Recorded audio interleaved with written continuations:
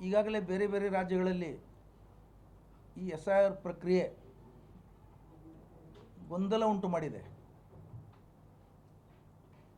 ಆಡಳಿತ ನಡೆಸೋರ ಹತ್ರ ಗೊಂದಲ ಇದೆ, SIR ಪ್ರಕ್ರಿಯೆ ಜಾರಿಗೊಳಿಸೋರ ಹತ್ರ ಗೊಂದಲ ಇದೆ, ಜನರ ಹತ್ರ ಗೊಂದಲ ಇದೆ.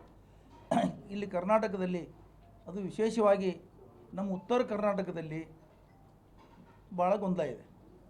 ಏನು ಗೊಂದಲ ಅಂತ ಕೇಳಿದ್ರೆ, SIR ಪ್ರಕ್ರಿಯೆ ಮಾಡೋರು 2002-03ನೇ ಇಸ್ವಿನಲ್ಲಿ ಮತದಾರ ಪಟ್ಟಿಯಲ್ಲಿ ಹೆಸರು ದಾಖಲೆ ಕೊಡಬೇಕು.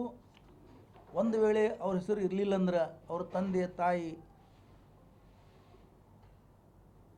ಇವ್ರದ್ದು ದಾಖಲೆ ಕೊಡ್ಬೇಕಂತ ಕೇಳಿದ್ದಾರೆ. ಇಲ್ಲಿ ಏನಿದೆ ಅಂದ್ರೆ, ಉತ್ತರ ಕರ್ನಾಟಕದಲ್ಲಿ ಬಹಳಷ್ಟು ಜನ ಗುಳೆ ಹೋಗು ಜನ ಇದ್ದಾರೆ.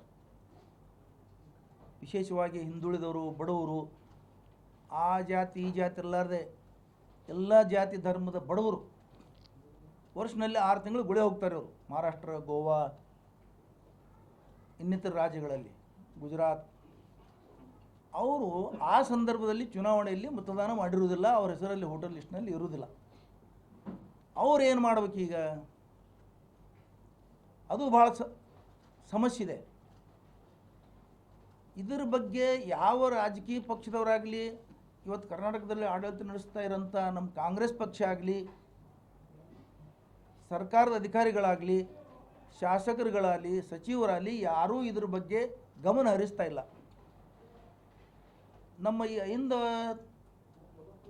ಜನರ ಪರವಾಗಿ ನಮ್ಮದೊಂದು ಒತ್ತಾಯ ಏನಂದರೆ, ಈ ಸರ್ಕಾರಕ್ಕೆ ಮತ್ತು MLAಗಳಿಗೆ, ಮಂತ್ರಿಗಳಿಗೆ ಇದರ ಕಡೆ ಗಮನ ಹರಿಸಿ ಜನರಲ್ಲಿ ಜಾಗೃತಿ ಮೂಡೋ ಕೆಲಸ ಮಾಡಿರಿ. ಇದು SIR ಅಂದರೆ ಜನರಿಗೆ ಗೊತ್ತೇ ಇಲ್ಲ. ಭಾಳ ಜನ ಗಾಬರಾಗಿಬಿಟ್ಟಾರೆ. ಇನ್ನು ಕೆಲವು ಜನ ಅದು ಮುಸ್ಲಿಮರ ಬಗ್ಗೆ ಅದ ಬಿಡು, ಮುಸ್ಲಿಮರಿಗೆ ಈ ದೇಶದಿಂದ ಹೊರಗೆ ಹಾಕಲಿಕ್ಕೆ ಅದೊಂದು ಪ್ರಕ್ರಿಯೆ ಮಾಡ್ತಾ ಇದ್ದಾರೆ ತಿಳ್ಕೊಂಡ್ಬಿಟ್ರೆ, ಮುಸ್ಲಿಮರು ಏನು ತಿಳ್ಕೊಂಡಾರ ಅಂದ್ರೆ, ಇದು ನಮಗೆ ನಾಗರಿಕತ್ವ ತೆಗಿತಾರೆ, ನಮಗೆ ಹೊರದೇಶಕ್ಕೆ ಕಳಿಸ್ತಾರೆ, ನಮಗೆ ಡಿಟೆನ್ಷನ್ ಸೆಂಟರ್ದಾಗ ಇಡ್ತಾರೆ, ಪುನರ್ವಸತಿ ಕೇಂದ್ರದಾಗ ಇಡ್ತಾರೆ, ಅವು ಗಾಬರಾಗ್ಯಾವ. ಎಲ್ಲರೂ ಒಂದೊಂದು ಥರ ಗಾಬರಾಗ್ಯಾರ. ಕೆಲವ್ರಿಗೆ ನಾಲೆಜಿಕೆ ಇಲ್ಲ, ಇದ್ರ ತಿಳುವಳಿಕೆನಿಲ್ಲ, ಅವರು ಭಾಳ ಸೈಲೆಂಟ್ ಆಗಿದ್ದಾರೆ. ಆದರೆ ಇದ್ರ ಪರಿಣಾಮ ಏನಾಗ್ತದಂದ್ರೆ ಭಾಳ ಘೋರ ಪರಿಣಾಮ ಆಗ್ತದೆ. ಮರಣ ಶಾಸನ ಇನ್ನೂ ಒಳ್ಳೆಯದು, ಮರಣ ಶಿಕ್ಷೆ ಕೊಡೋದು ಇನ್ನೂ ಒಳ್ಳೆಯದು. ಯಾಕಂದ್ರೆ ಅವ ಇಲ್ಲೇ ಸಾಯ್ತಾನೆ, ಇದೇ ಭಾರತದಾಗ ಮಣ್ಣೇರಾತಾನೆ.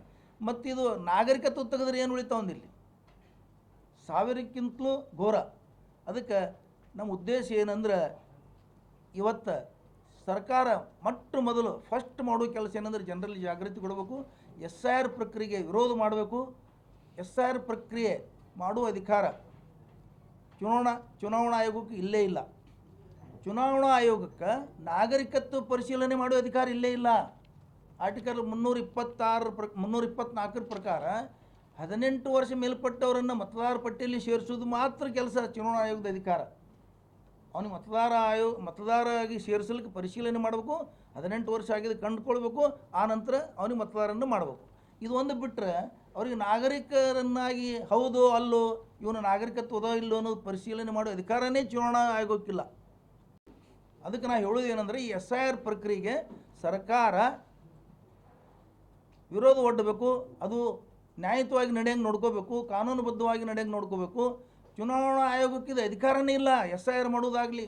SIR ಅಂದರೂ ನಾಗರಿಕತ್ವ ಪರಿಶೀಲನೆ ಮಾಡ್ತಿದ್ದಾರೆ. ಆ ಅಧಿಕಾರ ಎಲ್ಲಿದೆ ನಿಮಗೆ? ಸಂವಿಧಾನ ನಿಮ್ಗೆ ಅದು ಅಧಿಕಾರ ಕೊಟ್ಟಿಲ್ಲ.